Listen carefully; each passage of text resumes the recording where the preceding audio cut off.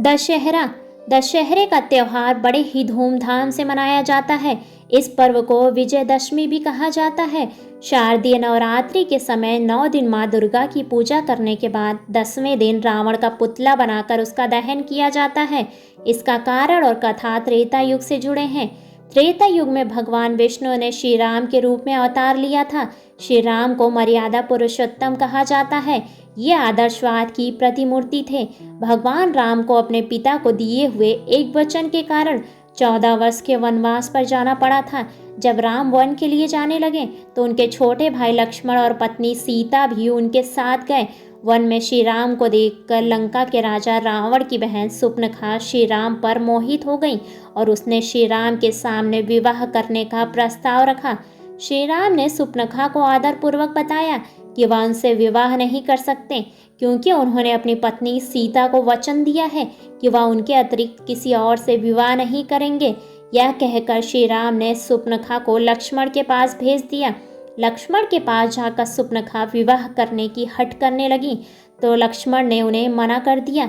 इस पर सुपनखा नहीं मानी तो लक्ष्मण ने क्रोधित होकर उनके नाक कान काट दिए। रोती हुई सुपनखा अपने भाई रावण के पास पहुंची और उसे राम और लक्ष्मण के बारे में बताया। तब रावण ने छल से माता सीता का हरण कर लिया। फिर राम भक्त हनुमान ने माता सीता की खोज की। बहुत समझाने के बाद भी जब रावण माता सीता को ससम्मान श्री राम के पास भेजने के लिए तैयार नहीं हुआ तो श्री राम ने उसका वध कर दिया और माता सीता को लंका से वापस ले आए।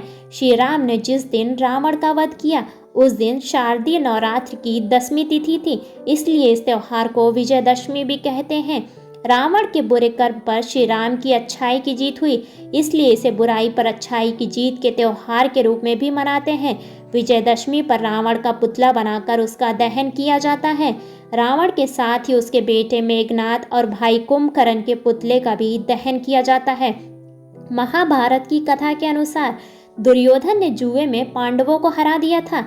शर्त के अनुसार पांडवों को 12 वर्षों तक निर्वासित रहना पड़ा, जबकि 1 साल के लिए उन्हें अज्ञातवास में रहना पड़ा। अज्ञातवास के दौरान उन्हें हर किसी से छिपकर रहना था और यदि कोई उन्हें देख लेता तो दोबारा 12 वर्षों के निर्वासन का दंश झेलना पड़ता। इस कारण अर्जुन ने उस 1 साल के लिए अपनी गांडीव धनुष को समी नामक वृक्ष में छुपा दिया था और राजा विराट के लिए एक बृहनला का रूप धारण करके कार्य करने लगे। एक बार जब उस राजा के पुत्र ने अर्जुन से अपनी गाय की रक्षा के लिए मदद मांगी तो अर्जुन ने समी वृक्ष से अपने धनुष को वापस निकालकर दुश्मनों को हराया था। एक अन्य कथा के अनुसार जब भगवान श्री राम ने लंका की चढ़ाई के लिए अपनी यात्रा का श्री गणेश किया तो समी वृक्ष ने उनके विजयी होने की घोषणा की थी। आप सभी को विजयदशमी की हार्दिक शुभकामनाएं। ऐसे ही बेहतरीन कहानियों को सुनने के लिए वीडियो को लाइक और चैनल को सब्सक्राइब करें और अपने विचार कमेंट्स बॉक्स में कमेंट्स करके हमें ज़रूर बताएं। धन्यवाद।